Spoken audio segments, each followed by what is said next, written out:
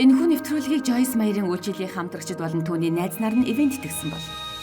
Бурханд бүх зүйл боломжтой. Таны амьдралд гайхамшиг болох болно. Харин та итгэлтэй бай. Итгэлээр илүү баттай бай. Дундаас буцахгүйгээр баттай зогс. Муу сүнс чамааг мөрөөдлөө хай хит удчихлаа. Хизээж биелэхгүй гэж байгаа бол энэ бодлоо хаях хэрэгтэй.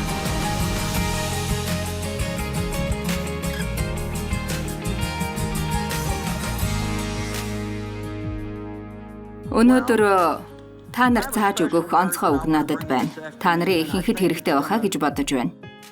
Мөн би дахин зааж байхдаа илүү сурдаг учраас надад ч бас тустай байдаг. Түрүү жилийн 11 сард байхаа би зурагт үзэж байгаад нэгэн хүн энэ Христч хөтөлбөр биш, Христчин биш байна гэж хэлж байхыг сонссон. Тэд ямар ч Христчин зүйлс ярьдаггүй боловч бүх зүйлс боломжтой гэж хэлж байсан.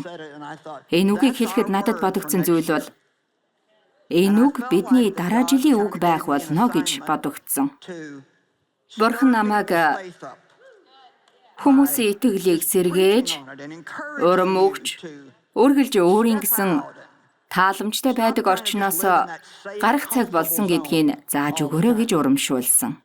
Бид урамтай, зоригтой, итгэлтэйгээр Бурханы дуудсан дуудлагын учрыг сайн ойлгохгүй байсан ч гэсэн, амжилтанд хүрнэ гэсэн итгэл байхгүй байсан ч гэсэн, хүлээн авах хэрэгтэй бөгөөд унахад бэлэн байж чадвал бид амжилтанд хүрч чадна.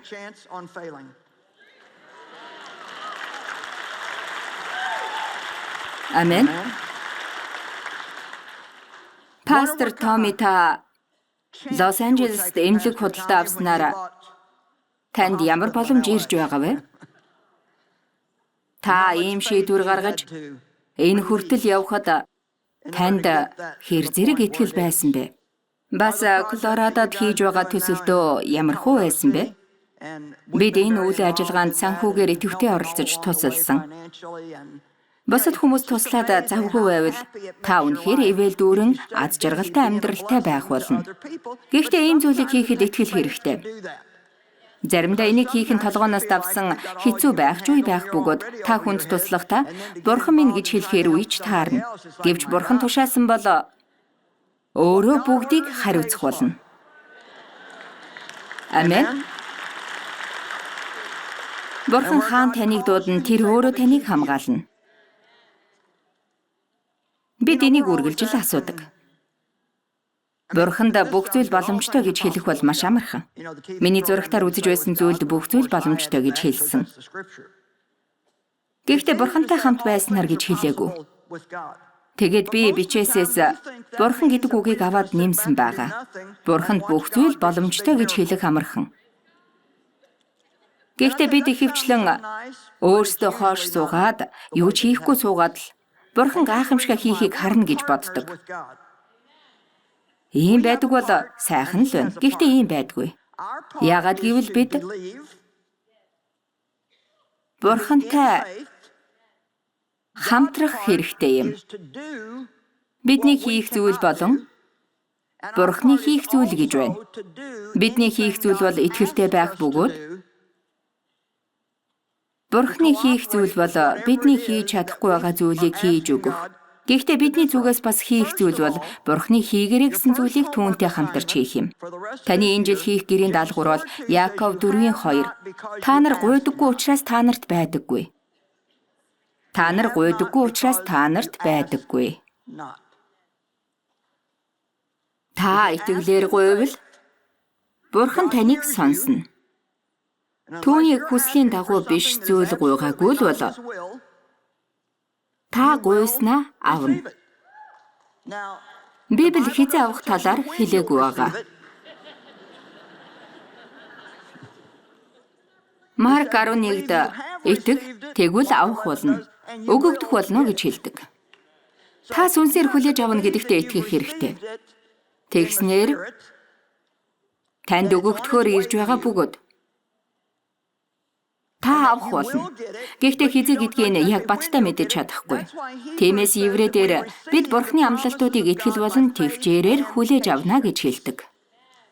Бидэнд итгэлийн шалгуур ирдэг. Тийм ээ. Бид ямар нэг зүйлд итгэж, түүнээс гуйсан ч ямар нэг байдлаар Бурханаас хариугаа олж аваагүй.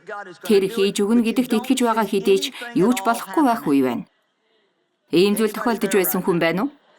Ямар нэг зүйл болж байгааг нь мэддэхгүй байгаа тэр үед бидэнд төвчээр хэрэгтэй юм.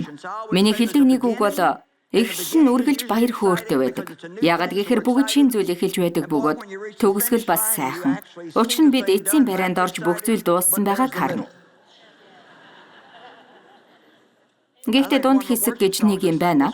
Бид нар энэ 7 хоногт дуулсан магтан дуун дээр Бурхан таны хийж байгаа зүйлийн дунд ч хамт байна гэж дуулсан. Бидний мэдэх хэрэгтэй зүйл бол бид дунд үеийг даваад гарах хэрэгтэй бөгөөд Бурхан дотор итгэл найдвараа алдаж болохгүй. Энийг олон хүмүүс хэрэгжүүлдэг. Таач тэдний нэг бах. Гэхдээ одоо бол Бурхан таныг итгэлийг дээшлүүлэхийн тулд, итгэлээр илүү өсгөхийн тулд энд авчираад байна. Бид итгэлээр залах болоход эсвэл бүх зүйлийг ийм л байдаг гэж хэвийнээр хүлээж авах тохиолдол байдаг. Энэ бол аюултай нөхцөл байдал. Учир нь бид Бурхны амлалтуудыг танимхаардаг. Түүнээсээ болоод гайхалтай зүйлд талархахаа болж эхэлдэг. Тийм ээ. Бид ийм зүйлийг Бурханд хэлдэг байх хэрэгтэй юм.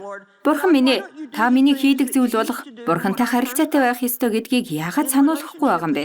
Тэгснэр хүн эргэн тойронд нь ямар ч гайхалтай зүйл болсон баярлахаа болдог.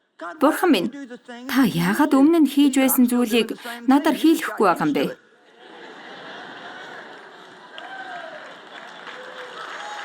Амен. Бид илүү ихээр гайхширдаг байх хэрэгтэй. Есүс бидний төлөө амиа өгсөнд гайх. Ариун сүнс бидний дотор байгаа учраас гайхан баяс.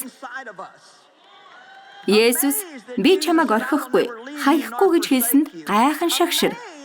Бурханаас бид очиод өөрсдийн өчүүхэн өрөвдмөр хэрэгцээг халамжлуулахыг хүсч, түүнээс гуйгаад хариултаа авдагтаа гайхан бишрэх хэрэгтэй. Бурхны бидний сул дорой болон мунхаг байдлыг дэлхийн ухаалаг дээр гэж үзэж ашиглаж байгааг нь гайхаад баршгүй. Пастор Томи таны энэ мөрөөдлийн төвөөр дамжуулан Бурхан гайхалтай зүйлсийг хийх болно гэдэгт итгэж бишрээрэй. Бурханд боломжгүй зүйлс гэж байхгүй. Тань руу олон гайхалтай зүйлс ирж байна. Харин та итгэлээр өсөж, итгэлээ харуулan хийх зүйлийнхээ тал дунд явж байгаа. Тэгээд муу сүнс таныг энэ мөрөөдлөө хай. Хэтэрхий удчихлаа. Хизээч биелэхгүй гэж хэлж байсан ч та итгэл найдвараар дүүрэн байгаад баттай зогсоорой.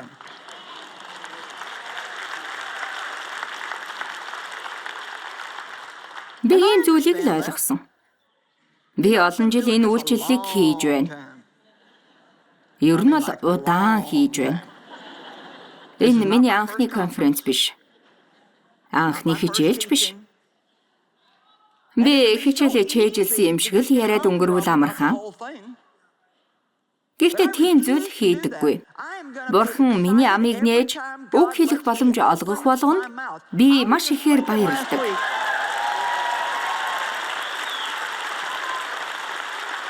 Би Бурханы үгийг зааж номлох нь гайхалтай хүндэтгэл болон боломж гэж би итгэдэг. Бурхан намайг сонгосонд би үргэлж гайхдаг. Бурхан энэ үйлчлэлийг хийх хүчтэй байлгаж байгаад үргэлж би гайхан биширмээр байна. Би түрүү 7 хоногт энэ талаар их бодсон.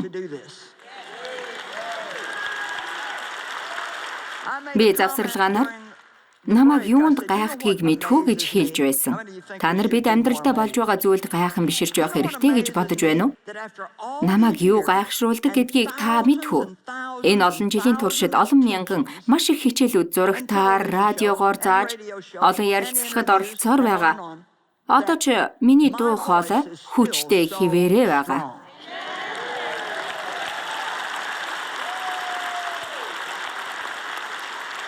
Би хичээл зааж байх хугацаанд 2 жудаа хоолой минь ярих боломжгүй болж байсан ба нэг нь миний буруу хийсэн зүйлээс болсон. Учир нь би хоолой ларингиттэй байсан боловч хүчээр хоолоогоо шахаж ярьснаас болоод 4 сар юм ярих бэрхшээлтэй байсан болохоор дахиж би ийм үйлдэл гаргаагүй. Хичээлээс өмнө би тэр өдөр хичээл заахын оронд "Уучлаарай, би өнөөдөр намлаж чадахгүй, хоолой гарахгүй байна" гэж хэлсэн бол дээр байх байсан. Заримдаа хийх зүйлдээ баттай байх хэрэгтэй шүү дээ. Гэхдээ хитрхи мунхгаар зүтгэж болохгүй гэсэн үг.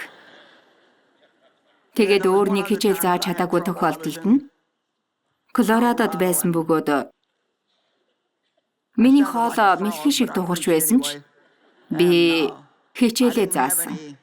Гэхдээ надад ямар нэг өвчлөл байгаагүй. Энэ хоёроос өөрөөр би хоолойд маань өөрчлөлт орж байсныг санахгүй байна. Ийм л байсан. Энэ нь тийм ч боломжийн зүйл биш. Гэхдээ л Бурханд боломжгүй зүйл ганц ч байхгүй, бүгд боломжтой. Амен. Бурхан бидний дотор байгаа гэдгийг хэрхэн ойлгодгийг тань мэдэхгүй байна. Бид нар амархан бууж өгдөг хүн байж болохгүй.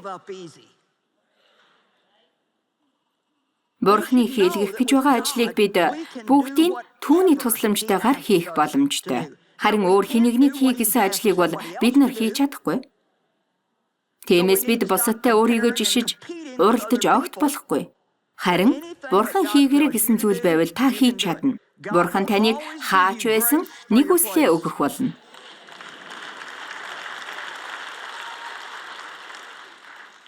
Бурхан хүүхэд өгсөн бол хүүхдээ өсгөх нэг үслийг ч бас өгөх болно. Таны гэрлэлт одоо хэцүү байгаа бол Бурхан нэг үслээ болгох л болно. Олон хүмүүс хитрхи хурдан шуурхай шийдвэр гаргах гээд байдаг. Өнөөдөр би нэг асуудлын талаар сонссон бөгөөд нэгэн хос асуудалтай болсон гэсэн. Тэр хоёр маш олон жил үйлчилж байгаа хүмүүс. Тэд нар энэ бүгдийг даван гарч чадах болов уу?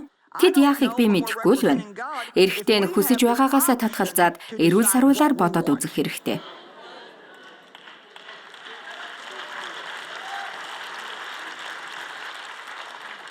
Бид шийдвэр гаргаж сонголт хийхдээ өөрийнхөөрөө хийгээд байвал Бурханыг төлөөлж байгаа гэж өөрийгөө хэлэх хэцүү л байна. Бид хоёр энэ олон жилийн хугацаанд хамт үйлчилсэн. Тэгээд бидний хооронд асуудал гарвал би зүгээр л болохоор шийдэж, тэгээд бид салах багтаа гэдэг байсан. Би салсан хүмүүсийг эвгүй байдалд оруулмааргүй байна. Гэхдээ Бурхан салтыг үзэн яддагч, салах хэрэгтэй байгааг нь салгахтаа дуртай байдаг. Би 22 настай байхдаа салсан. Учир нь миний гэрэлсэн залуу өөр эмэгтэйчүүдтэй явуулдаг, бас хулгай хийдэг гэдэл олон асуудалтай байсан. Заримдаа иймэрхүү нөхцөл байдлаас гарах шаардлагатай болдог. Бурхан таныг хүчирхийлэлд ор байгаасаа гэж хүсдэггүй. Гэхдээ бас амархан. Хамт байхад таарахгүй байна. Эсвэл оролдож үзсэн болохгүй байгаа юм биш үү гэд бууж өгөөсэй гэж хүсдэггүй. Бид бүгд өөр өөр учраас нийцэхэд хэцүү байдаг. Гэхдээ бид зохицоод сайн дах хэрэгтэй.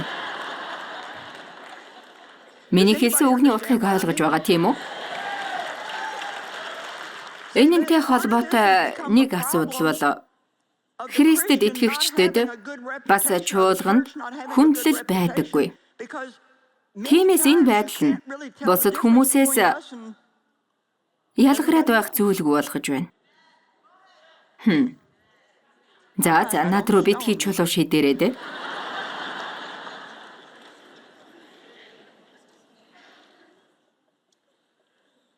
Исая 43:18-аас 19 танд хэлж байгаа үгс. Урдын эмийг бүү дурсах түн, эртний эмийг бүү бодох түн. Үзэх түн, би шин зүйл хийх бөгөөд. Тийм ээ, энэ танд хэлсэн үг шүү. Би шин зүйл хийн гэж байгааг хараад магадгүй. Тийм ээ. Би энэ бичээсийг 100 удаа сонсож байна гэж хэлж магадгүй. Тийм ээ, та дахиад л сонсчихлоо. Бурхан таныг энэ үгийг шүүрч аваад итгээсэй гэж хүсэж байж магадгүй юм. Харин та нар тийм ээ, Бурхан миний амьдралд шин зүйл хийх болно. Тиймээс зүгээр суугаад өөртөө харамсаад байлгүй, өнгөрснөө хараад байлгүй, байхгүй зүйлээ л харалгүй, харин Бурхны амлалтаас зуурах болно. Эвээгдэх хэрэгтэй хүн бол би байна. Би эвээгдэх болно гэж хэлээрэй. Амен. Би Библи дээрээс 3 түүхийг ярьж өгмөр байна. Сургаал зөвлөлүүд болсон үйл явдлыг харцгаая. Луг 5:18-аас 19. Үзэгтэн нэгэн саавчтныг хэдэн хүн дэвсгэртээ навчрав. Тэгээд дотогш нь оруулж түүний өмнө аваачих гэж хичээсэн боловч хурсан олноос болж түүнийг дотогш нь оруулах аргагүй байсан тул тэд дээвэр дээр гарч дээврээр тэр хүнийг дэвсгэртийн доош буулгаж Есүсийн өмнө яг урд нь тавив. Түүх ийхүү төгсөж болох байсан. Тэд замаа олохгүй байсан учраас буцаад гэрлүүгээ явцгаасан. Хэтэрхий их олон зүйл хийх, мөн ямар нэг зүйл хийх хэрэгтэй байсан. Ягд гэвэл харахад ямар ч зам байхгүй хэцүү харагдсан. Танд ч бас зам харагдахгүй байвал та Есүсийг хараарай. Тэр бол зам юм.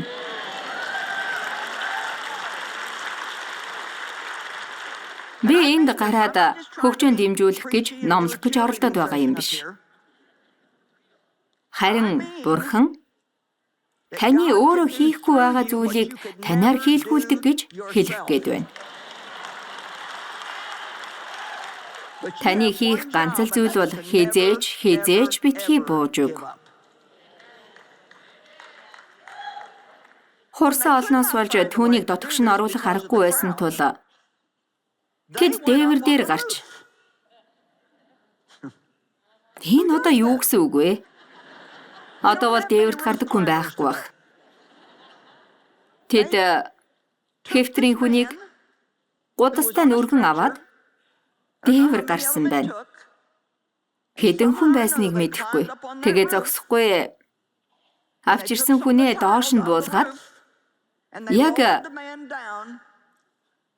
Есүсийн өмнө буулгаж тавьсан байна шүү дээ.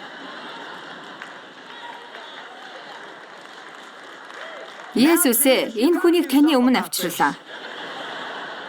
Бид нар явахгүй шүү гэж байгаа гэсэн үг. Таныг эдгэж чадна гэдэгт бид итгэж байна. Тэгээд Есүсийн эхлээд хэлсэн үг нь анд минь нүгэлчин уучлагдсан гэд. Хүмүүст гэмнүглийг уучладаг хүчтэй гэдгээ харуулan босоорой. Эдгэхцэн гэсэн. Амен.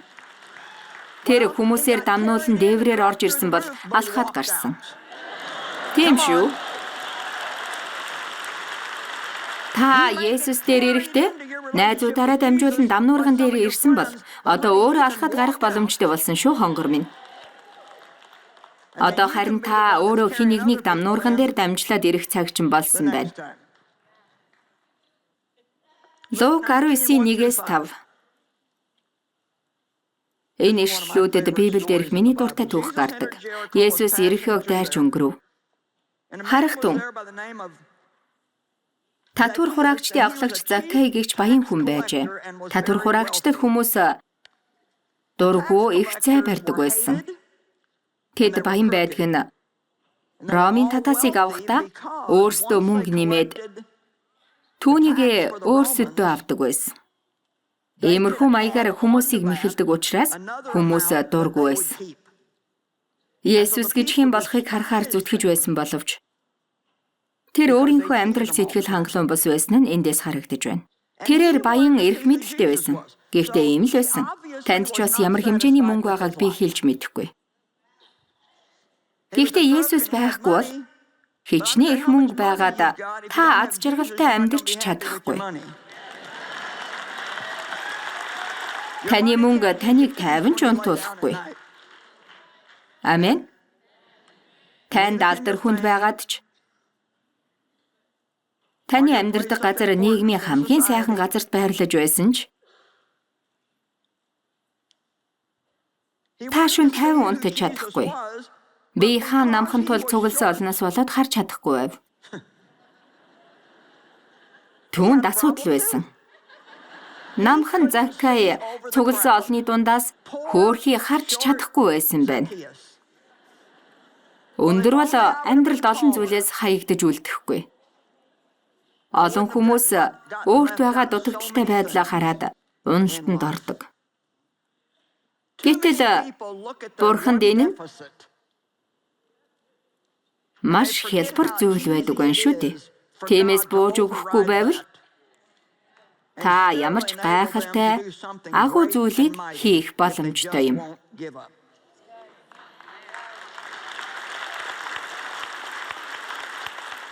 Таны дутагдaltaй тал юу вэ?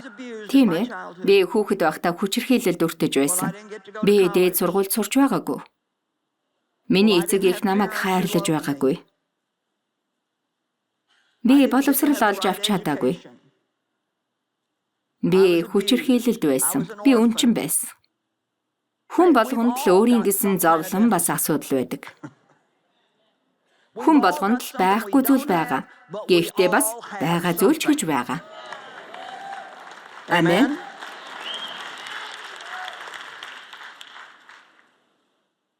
Намайг уучлаарай. Энэ түүх таныг тийм ч их баярлуулахгүй байгаа бах. Та энэ түүхийг олон сонссон байгаа. Тэгээд тэр бууж өгөөгүй. Тэгээд тэр төрүүлэнгүйж түүнийг харах гэж инжир модонд авиран гарав. Учир нь Есүс тэр замаар дайрч өнгөрөх гэж байлаа. Тэр санаачлагтай бүтээлч байсан. Надад байгаа асуудал би намхан байна. Гэхдээ намхан ч гэсэн би богино хөлөөрөө гүйж чадна. Магадгүй урт хөлтэй хүмүүсээс ч хурдан гүйдэг байж магадгүй. Тэгээд тэр мод руу авирч гараад Есүс ирэхэд харах боломжтой бас түүнийг харна гэж бодсон. Миний хэлж байгаа зүйлийг ойлгож байна уу?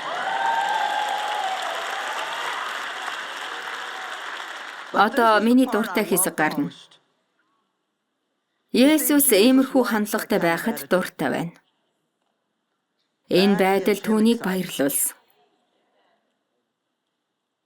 Тэгээд тэр гүйсээр модонд авирч тэр мод зам дээр байсан. Тэгсэн Есүс түүн рүү харсан. Тэр дээшээ харсан. Тэр яагаад ийм зүйлийг хийсэн болов? Тэр замаар алхаж явснаа яг Заккай суусан мод руу дээшээ харсан. Магадгүй тэр түүний итгэлийг олж харсан бах.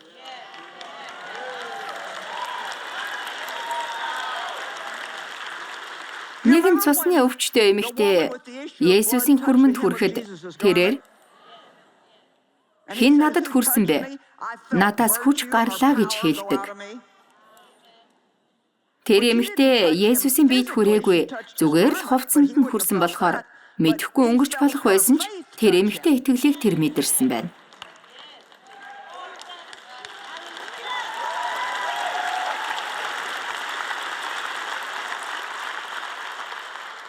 Заккайн энэ итгэл нь түүнийг хөдөлгсөн. Есүс тэнд хурж ирээд дээш харж түүнд "Заккай, хурдл буугаад ир. Өнөөдөр би танад очих ёстой" гэжээ. Үнэхээр гайхалтай. Фарисеучуд яагаад ууртай болсныг хэлэх үү? Юу гэсэн үг вэ? Би шашинлаг, бүгдийг зөв хийдэг, хууль дүрмээ дагдаг. Гэтэл энэ татвар хураагч залуу хуурам мэхэлдэг, шуналтай хүн байтал манад эрхийн оронд ийм хүний гэрт очих гэж юу гэж хэлсэн. Есүс шашин хардаггүй, харин итгэл хардаг. Тэр хэн надад итгэх нь вэ гэдгийг хардаг. Тиймээс л Заккай Есүсийг хараад зогсохгүй, бүр тэр гэмшихийг хүссэн гэдгийг дараагийн ишлэлүүдээс харж болно. Лук 19:8 дээр Заккай зогсоод эзэнд "Хараач эзэн, өөрийнхөө хөрөнгөний хагасыг би ядуусд өгнө. Хэрэг би хэн нэгнээс заллан авсан байвал түүнийгээ 4 дахин нугалж эргүүлээ өгнө" гэсэнд Есүс түүнд "Өнөөдөр энэ айлд аврал ирлээ" гэж хэлсэн. Амен. Тэрээр эрүүл хүмүүсийн төлөө бус өвчтөй хүмүүсийн төлөө ирсэн. Заккай зогсоод эзэнд "Хараач эзэн, өөрийнхөө хөрөнгөний хагасыг би ядуусд өгнө. Хэрэг би хэн нэгнээс заллан авсан байвал Түүнийг 4 дахин нугалж эргүүлээ өгнө гэсэнд Есүс түүнд өнөөдөр энэ айлд аврал ирлээ гэж хэлсэн. Үүнээс харвал тэр амьдралын турш гэм хийсэн. Насан туршдаа хүмүүсийг хуурч мөнгө авдаг байсан. Гэхдээ тэр хийсэн зүйлдээ гэмшиж би дахиж ийм зүйл хийхгүй гэж хэлсэн. Закей өнөөдөр танаа гэрт аврал ирлээ.